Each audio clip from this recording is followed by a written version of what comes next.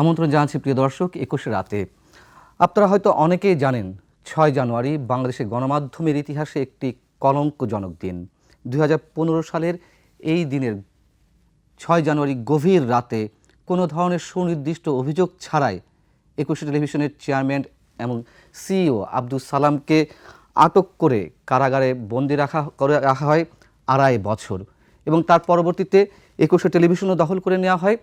শুধু এগুলোই নয়, এগুলোর মধ্য দিয়ে ২১শে টেলিভিশনের চেয়ারম্যান এবং সিইওকে অনেক ধরনের খেসারত দিতে হয়েছে এবং সবচেয়ে বড় কথা ২১শে টেলিভিশন দখল এবং প্রতিষ্ঠানের চেয়ারম্যান এবং সিইওকে আটক করার মাধ্যমে দেশের গণমাধ্যমকে একটা ভয়ঙ্কর মেসেজ দেওয়ার চেষ্টা করা হয় তৎকালীন আওয়ামী লীগ সরকারের পক্ষ থেকে। করায়ত্ত করে নেওয়া হয় সব ধরনের গণমাধ্যমকে। আজ সেই ৬ জানুয়ারি আমাদের সঙ্গে ২১শে টেলিভিশনে আজকের ২১ রাত অনুষ্ঠানে উপস্থিত রয়েছেন টেলিভিশনের চেয়ারম্যান এবং সিইও আব্দুস সালাম। স্যার, আপনাকে স্বাগত জানাচ্ছি আজকের এই দিনে এবং দীর্ঘদিন পর আপনি ২১ রাতে উপস্থিত হলেন ১০ বছর পরে এবং আপনি ২.৫ বছর কারাবন্দী ছিলেন শুধুমাত্র ২১ টেলিভিশনের বস্তুনিষ্ঠ সংবাদ এবং কোনো ধরনের আপোষহীন সংবাদ প্রচারের কারণে। আপনার কাছে আমার প্রথমে জিজ্ঞাসা যে কেন এইভাবে আপনাকে কোনো সুনির্দিষ্ট অভিযোগ ছাড়াই আটক করা হলো এবং আওয়ামী লীগ সরকারের কেন এতটা আক্রোশ ছিল আপনার প্রতি? প্রথমত আমি আমাদের ২১শে টেলিভিশনের সকল দর্শকবৃন্দ এবং বাংলাদেশের আপামর জনগণ সবাইকে জানাই আমার আন্তরিক সালাম ও শুভেচ্ছা। আজ দীর্ঘ প্রায় ১০ বছর পর এই ২১শে স্টুডিওতে আমি আসতে পেরেছি এবং কথা বলতে পারছি। তার জন্য প্রথমত আমি কৃতজ্ঞতা জানাবো এই জুলাই আগস্ট বিপ্লবের যারা শহীদ হয়েছেন, এই যে ছাত্র জনতা, তাদের গভীরভাবে শ্রদ্ধা জানাই। যারা শহীদ হয়েছেন, যারা আহত হয়েছেন, তাদের প্রতি আমার সমবেদনা।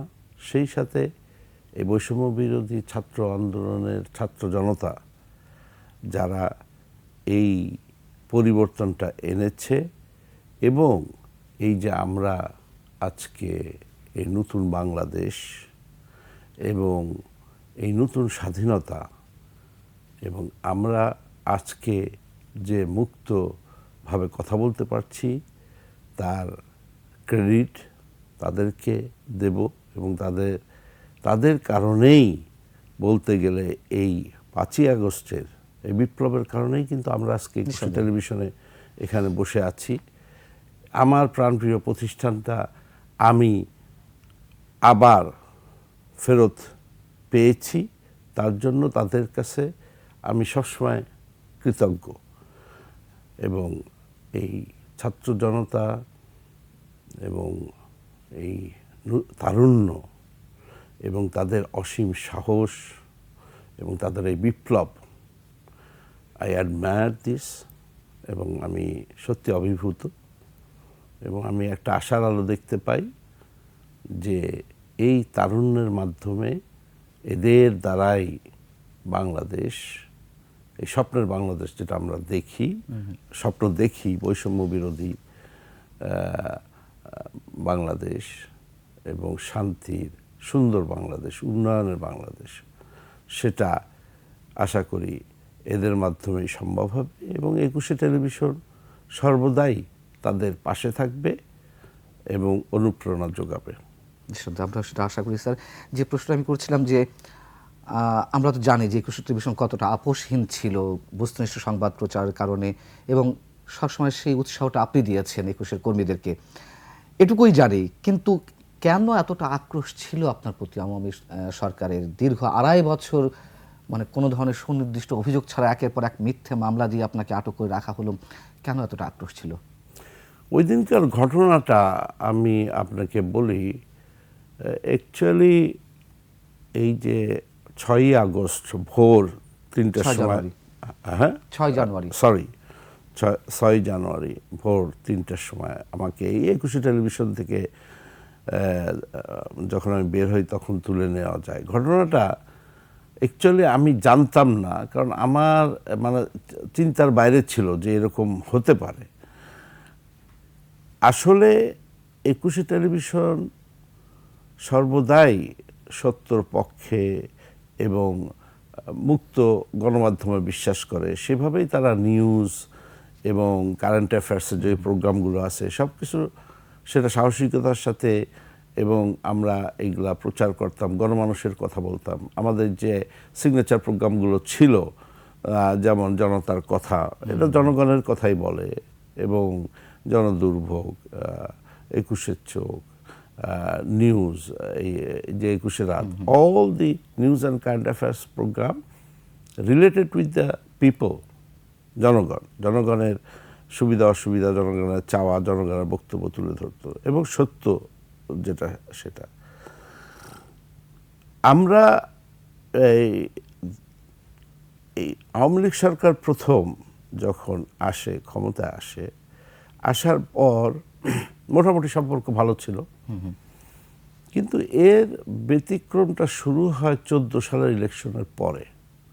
কারণ ১৪ সালে যে একতরফাভাবে যেভাবে ইলেকশন করে নিল এবং ১৫৪ জন বিনা প্রতিদ্বন্দ্বিতায় ভোট হলো, এবং এই নির্বাচনটা আমরা ব্যাপক আকারে, নির্বাচনের অনিয়ম, এই যে যেমন সিগনিফিক্যান্ট যে ছবি, যেমন কুকুর বসে আছে, বা এই যে খালি ভোট কেন্দ্র, বা এই যে আগুন ধরা দিচ্ছে, এই যে নাশকতা, অল দিস, এগুলো কিন্তু ব্যাপক আকারে যদি আপনি আর্কাইভ দেখেন তাহলে দেখবেন যে এগুলো কিন্তু ২১ এখানে একটা ব্যাপক রোল প্লে করে।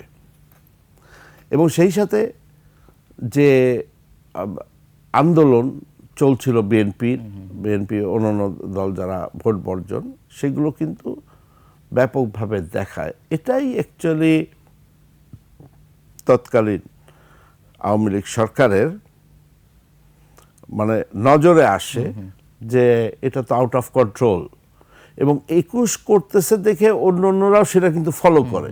যেমন তখন বিএনপির নেত্রী বেগম খালেদা জিয়ার বিভিন্ন যে সমস্ত জনসভা করতো, আমরা লাইভ করতাম, এবং আমাদের দেখা দেখি তখন অন্যরা কিন্তু সেটা করতো, সাহস পাইতো।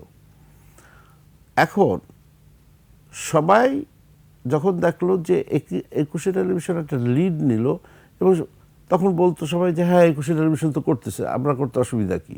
জিনিসটা হচ্ছে এই, ওইখান থেকে অ্যাকচুয়ালি এই বৈরিতাটা সৃষ্টি হয়। এখন এখানে বিভিন্নভাবে আমাদের নিউজ বা যে সমস্ত প্রোগ্রাম ইন্টারফেয়ার করার চেষ্টা করছে তখন এই যে মিডিয়া উইং সো কল্ড এবং ডিজিএফআই, কিন্তু তারা আমাকে সাহস পায় না ডাইরেক্ট কোনো কিছু বলার, কারণ আমি এই সমস্ত অ্যাকচুয়ালি সত্যিকারে এই সমস্ত কথাবার্তা শুনতাম না, বা আমি অ্যাকচুয়ালি এগুলো ভয় ভীতি বা এই সমস্ত ইয়ে না। তা তখন ওরা চিন্তা করলো যে হাউ টু কন্ট্রোল, মানে এই মিডিয়াটা যদি এভাবে চলতে থাকে এবং এই যে স্বৈর শাসন বা একছত্র আধিপত্য বিস্তার, আর মিডিয়া তো অ্যাকচুয়ালি মানে ফোর্থ পিলার, তা এখন এটাকে কিভাবে কন্ট্রোল করা যায়। তখন ডিজিএফআইয়ের নেতৃত্বে এবং আওয়ামী লীগ সরকারের তৎকালীন প্রধানমন্ত্রীর দপ্তরের কিছু ব্যক্তি লাইক গোলাপ, তারপরে তাদের যে প্রেস উইংয়ের যে লোকজন ছিল এরা, এবং কিছু মিডিয়া সাংবাদিক বা মিডিয়া কর্মী যারা গুড রিলেশন ছিল এই আওয়ামী লীগের সরকারের সাথে, লাইক মোজাম্মেল বাবু, লাইক বুলবুল, ইকবাল সোমান, এরা তখন দিল যে এই টিভিতে ২১শে টিভিকে কন্ট্রোল করা যাচ্ছে না, এর ভিতরে ব্যবস্থা নিতে হবে, এই সো অ্যান্ড সো। এর মধ্যে আপনার তারেক রহমানের একটা বক্তব্য বাইরের থেকে, যেটা অ্যাজ এ ভারপ্রাপ্ত চেয়ারম্যান হিসাবে যে বক্তব্যটা দিছে, সেটা আমরা ৫ তারিখে অ্যাকচুয়ালি একটা নিউজে এটা আমরা প্রচার করি live. Point of view is, ধরেন BNP is a big party এবং তার মুখপাত্র বা ভারপ্রাপ্ত চেয়ারম্যান বক্তব্য দিতেই পারে, তখন কিন্তু কোনো বিধিনিষেধ ছিল না। আদালতে কোনো নির্দেশনা ছিল না, সরকারের থেকে সেটা তো পরে করলো, না, তখন ছিল কোনো নির্দেশ ছিল না। নো, জি, কোনো কিছু ছিল না। স্বাভাবিকভাবেই আমাদের কাজটা কি, মানে বক্তব্য এখন তারেক রহমান ভারপ্রাপ্ত চেয়ারম্যান এবং সে লন্ডন থেকে একটা বক্তব্য তার দলীয় কর্মীদের উদ্দেশ্যে, জনগণের উদ্দেশ্যে একটা বক্তব্য পৌঁছাতে, সেটা যেতেই পারে। এবং সেটা যাওয়াতে ওইটাকে ইস্যু করে তখন তারা আমাকে এখান থেকে উঠায় নিয়ে যাওয়ার প্ল্যানিং করে।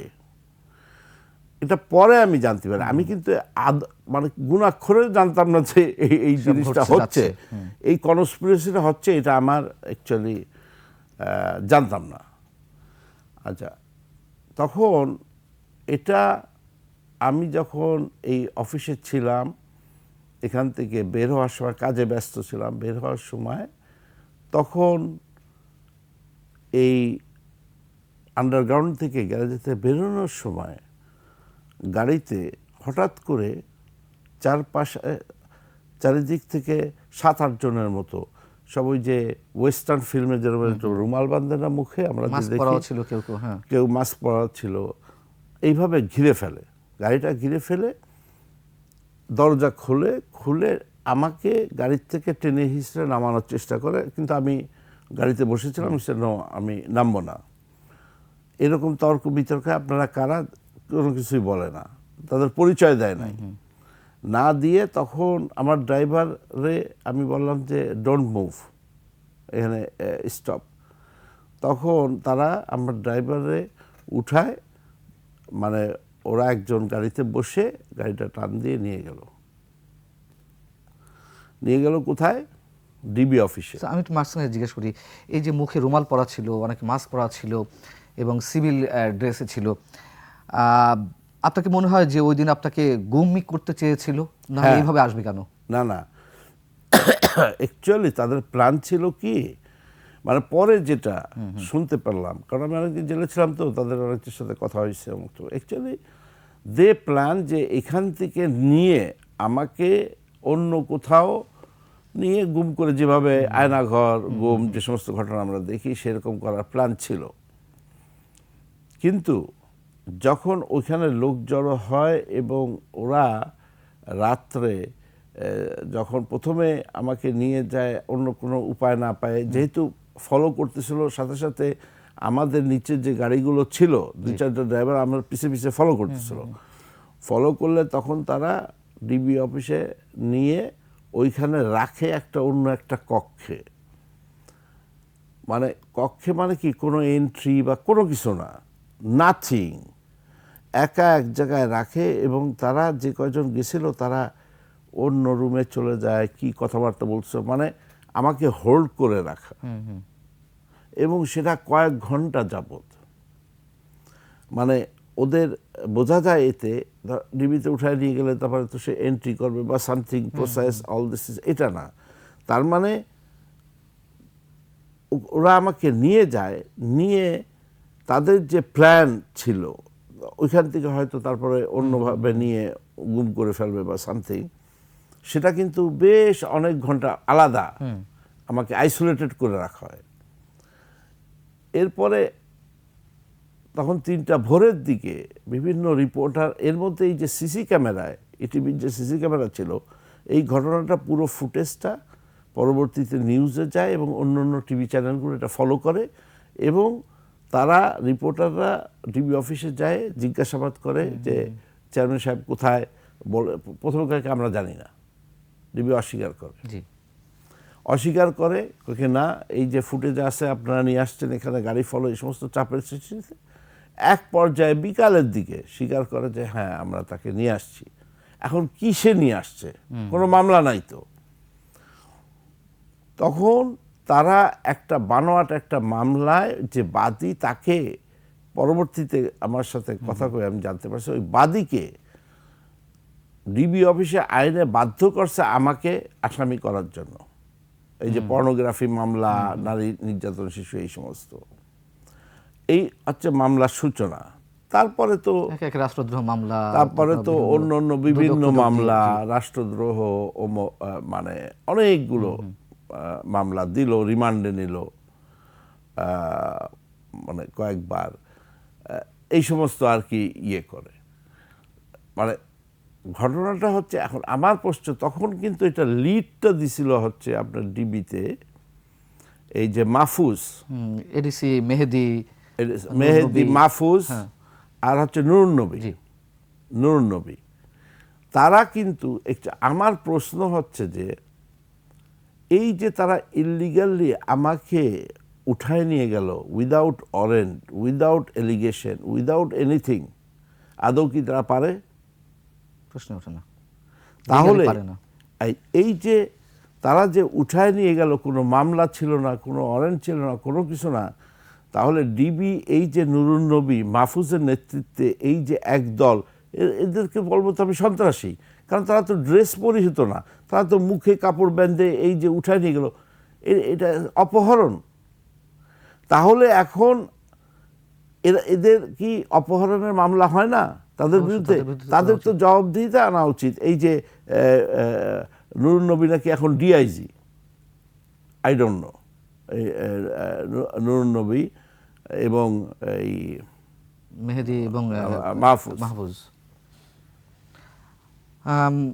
অনেক প্রশ্নের তো উত্তর মেলে না।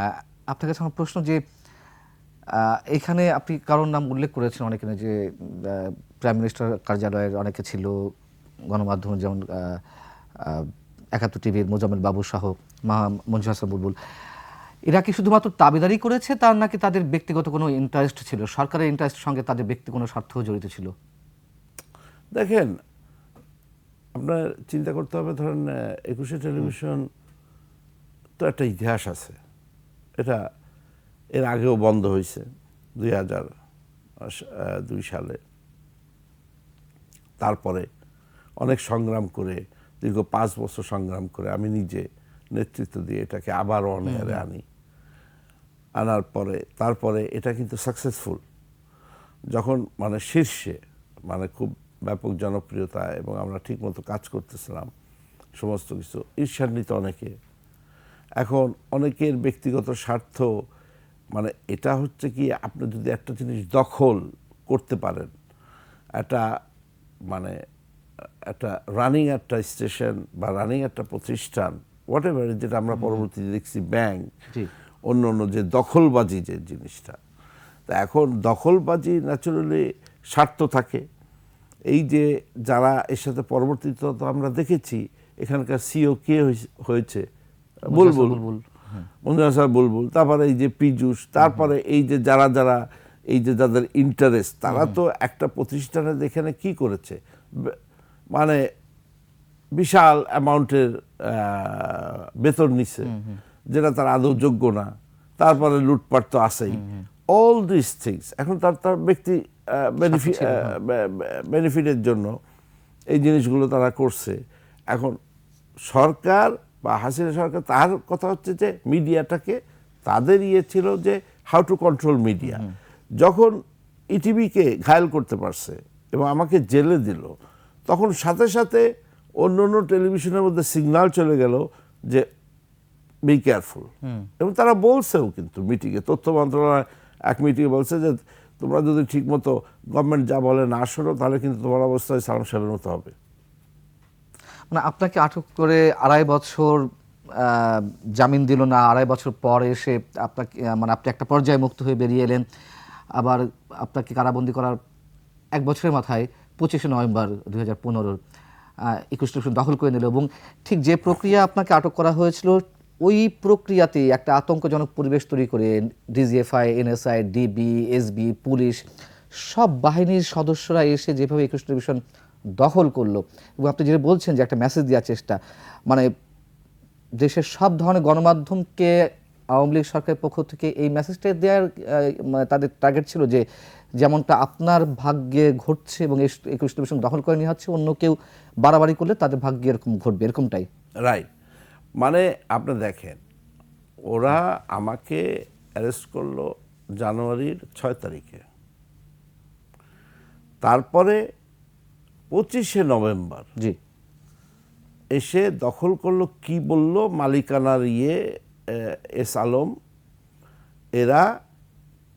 তারা এর মালিক ছিল এবং তারা এসে এটা নিছে।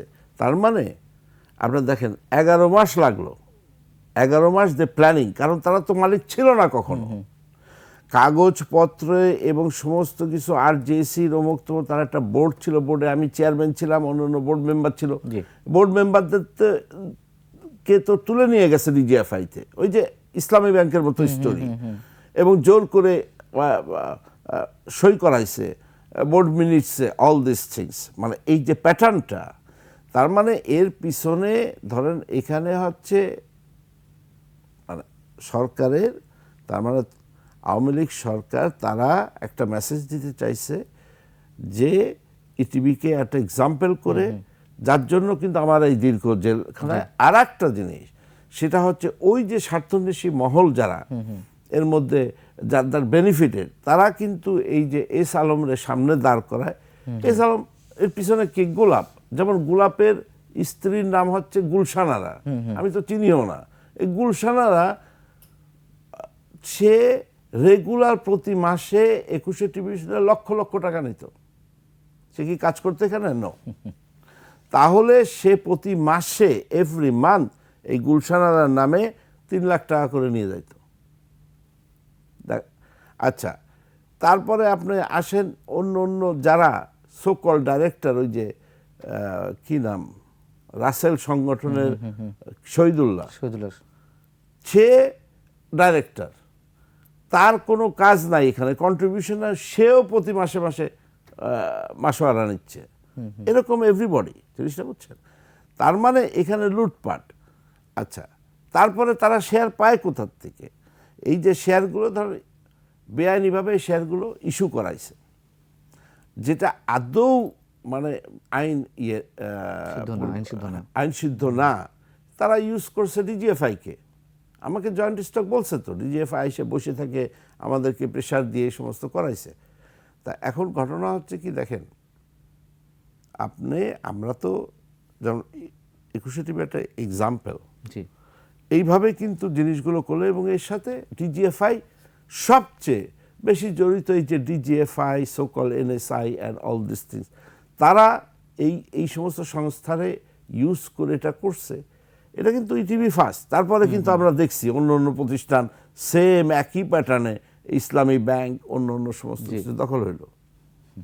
আমরা আলোচনায় ফিরবো। আপনার কাছে এসে প্রশ্ন থাকবে যে এইগুলো করে হয়তো একটা নির্দিষ্ট সময়ের জন্য বা ফর দ্য টাইম বিং গণমাধ্যমকে নিয়ন্ত্রণে রাখতে পেরেছিল আওয়ামী লীগ, কিন্তু তাতে কি আওয়ামী লীগের শেষ রক্ষা হয়েছে, বা আপনি কি মনে করেন যদি ভবিষ্যতে এরকম কিছু ঘটে?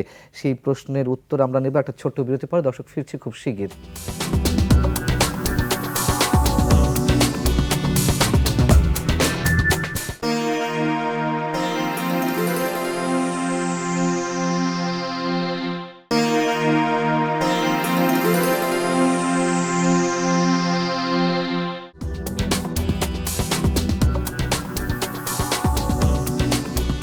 আবার আমন্ত্রণ 21 রাতে 6 জানুয়ারি নিয়ে আলোচনা করছি। কারণ দর্শক, আপনারা জানেন হয়তো অনেকেই যে বাংলাদেশের ইতিহাসে গণমাধ্যমের জন্য, গণমাধ্যমের ইতিহাসের জন্য 6 জানুয়ারি একটি কলঙ্কজনক দিন। এদিন 21 টেলিভিশনের চেয়ারম্যান এবং সিইওকে অবৈধভাবে, অযৌক্তিক কোনো ধরনের কারণ ছাড়াই, সুনির্দিষ্ট অভিযোগ ছাড়াই তাকে আটক করা হয়েছিল। তার পরবর্তীতে 21 টেলিভিশন দখল করে নেওয়া হয়েছিল। সেই 6 জানুয়ারি আজ আমাদের সঙ্গে সে বিষয়ে আলোচনার জন্য রয়েছেন 21 টেলিভিশনের চেয়ারম্যান এবং সিইও আব্দুস সালাম, যিনি আবার পরবর্তীতে এসে 21 টেলিভিশনের হাল ধরেছেন। স্যার, আপনার কাছে আমার প্রশ্ন যেটি ছিল যে এইভাবে আওয়ামী লীগ যে গণমাধ্যমের ত্রুটি চেপে ধরলো, 21 টেলিভিশনকে উপলক্ষ করে অন্যান্য গণমাধ্যম নিয়ন্ত্রণ নিল, এতে কি আসলে শুধু আওয়ামী লীগ নয়, যে কোনো সরকারের জন্য আখেরে কি কোনো লাভ হয়? No, never. এটা হচ্ছে একটা টাইম বিং। যে কোনো দেশে আপনি যদি ফলো করেন, যেখানে ফ্যাসিস্ট গভর্নমেন্ট ক্ষমতায় থাকে, তারা কিন্তু always they try to control everything, almost everything, even এমন পর্যায়ে ব্যক্তি জীবন পর্যন্ত, যেটা আমরা দেখছি ইতিহাসের থেকে জানি। সো গণমাধ্যম যেহেতু ফোর্থ পিলার, ইম্পর্টেন্ট সেটাকে কন্ট্রোল করা একটা ফ্যাসিস্ট সরকারের জন্য খুবই গুরুত্বপূর্ণ। এই কারণেই কিন্তু তারা এই যে যখন এই 14 সালের, আপনার খেয়াল করবেন, মানে জাস্ট 14 সালের নির্বাচন 5 করে, জানুয়ারি হলো, 15 জানুয়ারি 6 জানুয়ারি ঘটলো। হ্যাঁ, সাথে সাথে তারা কিন্তু মিডিয়াটাকে কন্ট্রোল করলো, একটা এক্সাম্পল সেট করে। তারপরে অন্য আমাদের দেশের তো এমনি আছে সব, মানে চাটুকার, এগুলা তো আমাদের মজ্জাগত বিষয়। ম্যাক্সিমাম লোকজন যারা ক্ষমতাবান তাদের কাছে যাওয়া, এটা তো আমরা অতীতেও দেখেছি।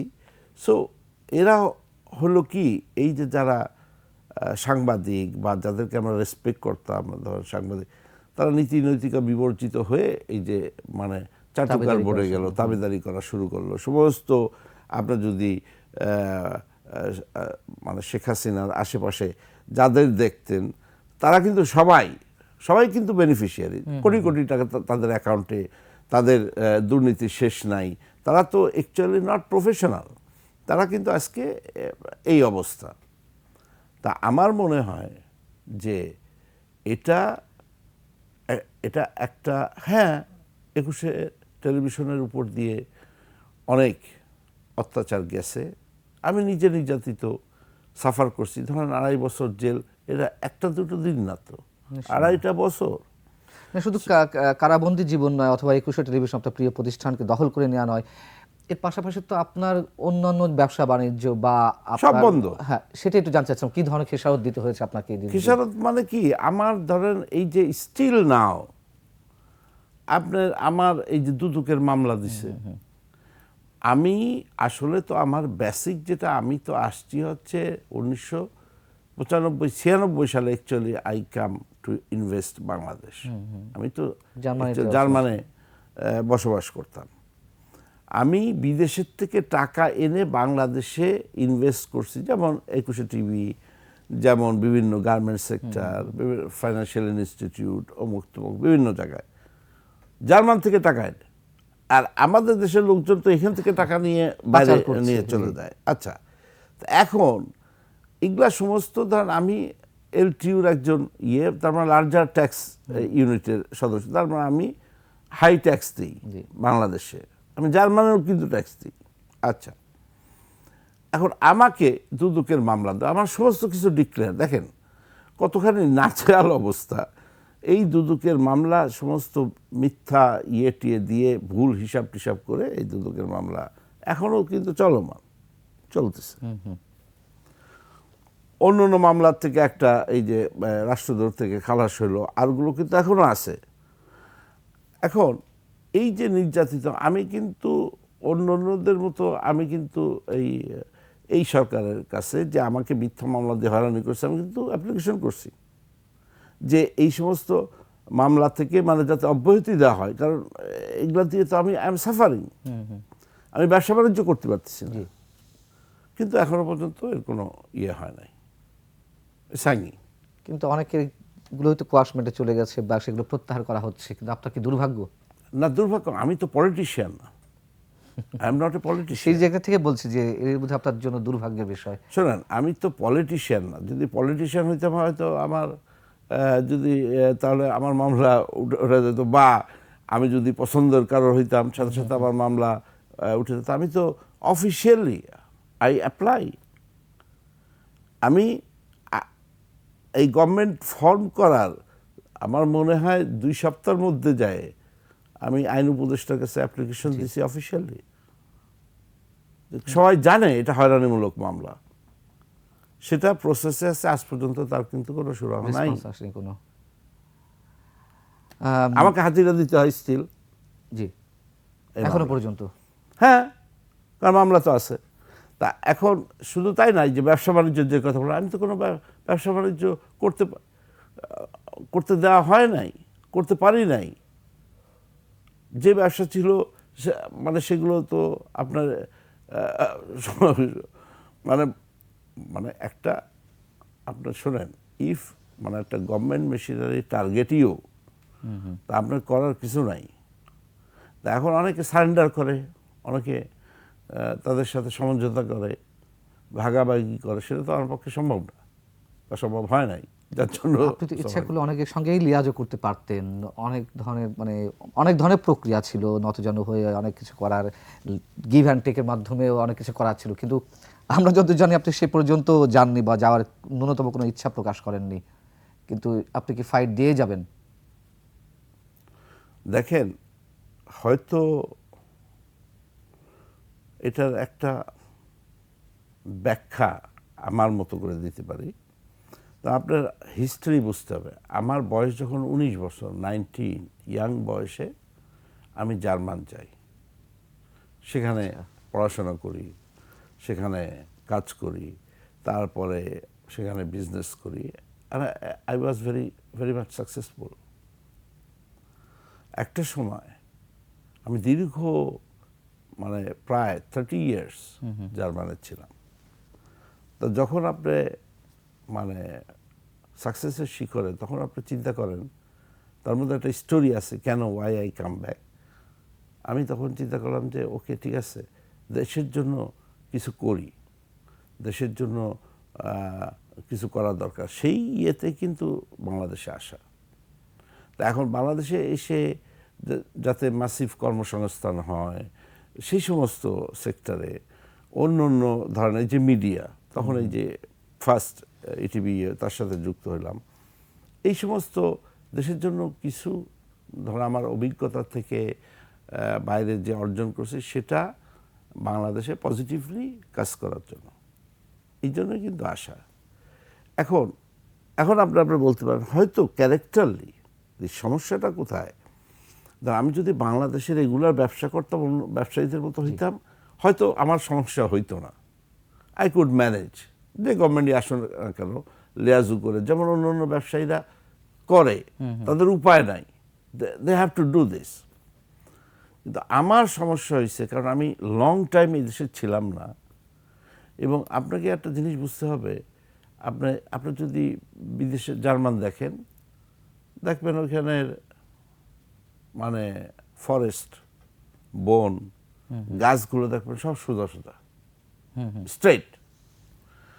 আপনার যদি রাস্তা দেখেন, মোস্ট পসিবল একদম সোজা রাস্তা, মুসলিম। এবং তারপরে আপনার যদি নদীগুলো দেখেন, মানে অনেকটা সোজা, কম বাঁক। এখন ওইখানকার একটা কথা আছে যে নেচার কিন্তু হিউম্যান বডির উপর ইম্প্যাক্ট পড়ে। এই জন্য আপনি দেখবেন এই যে জার্মানের বা ইউরোপের লোকগুলো মিথ্যা কথা বলে না, সোজা, ওদের অত বুদ্ধির মধ্যে অত ইয়ে নাই, চালাক চতুরতা নাই, কুবুদ্ধি নাই, ওই জন্য মানুষগুলো সোজা হয়। পক্ষান্তরে আপনার বাংলাদেশে দেখেন আম গাছ, কত ডালপালা, যে গাছই দেখেন আপনার অনেক ডালপালা। আচ্ছা, আপনি যদি নদী দেখেন, কত বাঁক, এ নিয়ে কত কবিতা আছে। আমাদের একটা রাস্তা করতে যায় সোজা না করে কতগুলো বাঁক আছে। এগুলো মানুষের এখানে, সেই জন্য আমাদের মানুষের ভিতরেও কিন্তু আপনারা দেখেন স্ট্রেটনেস কম, খালি প্যাচ, এই সমস্ত। তা আমার সমস্যা হয়েছে কি, আমি অনেক দিন 30 বছর জার্মানে ছিলাম, তো কিছুটা ইম্প্যাক্ট পড়ছে, স্বাভাবিক, একটা দেশে থাকতে গেলে আপনি সেটা কিছুটা আপনি গ্রহণ করেন, যার জন্য এখানে এসে ওই যে মানুষে তেল মারা, চামচামি করা, বা আপনার ইয়ে করলেন বেনিফিটের দাবিদারি করা, এটা হয়তো সম্ভব হয়নি, যার জন্যই হয়তো আমার এই সমস্যা। আমি যদি স্ট্রেট আপনাকে কোশ্চেন করি, যে আপনি তো একুশ টেলিভিশন যখন বন্ধ ছিল 1999-তে, 2001-এ, তখন আপনি লড়াই করে একুশ টেলিভিশনকে আবার ফিরিয়ে নিয়ে এসেছেন। আবার 21-এর জন্যই আপনি কারাগারে গেলেন, আবার যদি গণঅভ্যুত্থানের কারণে হোক আর আপনার লড়াইয়ের কারণে হোক, আবার 21-এ ফিরে পেয়েছেন। এত যুদ্ধ করছেন 21-এর জন্য, আসলে আপনি কি পেয়েছেন? তার কারণ আমি এই প্রশ্নটা করছি, আপনার তো অন্যান্য ব্যবসা বাণিজ্যও আছে, আপনি নির্বিঘ্নে জীবনযাপন করতে পারতেন, আরও অনেক ধরনের ব্যবসা আপনার রয়েছে, একাধিক ব্যবসা, সেইগুলো পাশাপাশি কেন 21-এর প্রতি এরকম দায়বদ্ধতা আপনি ফিল করছেন? এই প্রশ্নটা না আমাকে অনেকে জিজ্ঞেস করছে, ভাবায়। আমি নিজেও এই প্রশ্ন নিজের কাছে উত্তর খোঁজার চেষ্টা করছি। Why why I am fighting. তখন মানে আমি উত্তরটা খুঁজে পেলাম নিজের মাঝে। দেখেন, এই বাংলাদেশটা স্বাধীন হয়েছে এই যে লক্ষ লক্ষ মানুষের জীবন দিয়ে একটা স্বাধীন বাংলাদেশ করছে, যার বেনিফিশিয়ারি কিন্তু আজকে আমরা। এই যারা স্বাধীন করছে তারা কিন্তু তখন ভাবে নাই যে ওর কি হবে, ও শহীদ হবে, ও বড়লোক হবে, নট দ্যাট। তারা কিন্তু করে দিয়ে গেছে। যার বেনিফিশিয়ারি আমি অ্যাজ এ বাংলাদেশি, এই বাংলাদেশি হিসাবে পাসপোর্ট নিয়ে আমি জার্মানে যেয়ে আজকে সাকসেসফুল ব্যবসায়ী, অল দিস থিংস হয়েছে। এখন আমি আমার দেশ এবং মানুষের জন্য কি অবদান, কি করলাম, আমার মনে হয় এই যে আজকে এই